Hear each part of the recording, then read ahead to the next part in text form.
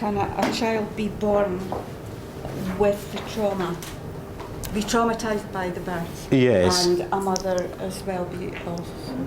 Yes. So, and that would carry on. So a traumatised mother and a traumatised baby, unrecognised. yes. So the question is, can I be traumatized? Can I be traumatized in utero?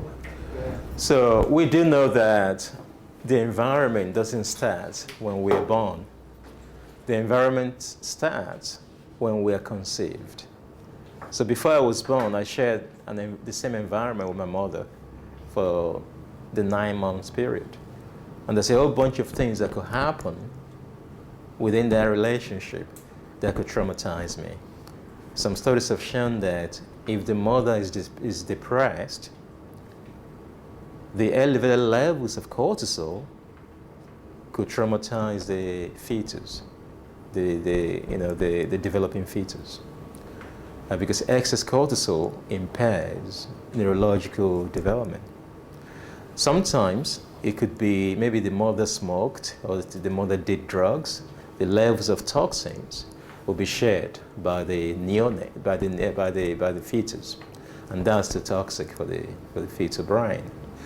Sometimes it could just be some rare genetic mutations that could traumatize the baby. So we can be traumatized in utero before we actually get born. Even some bizarre studies. I remember a few years ago reviewing a study.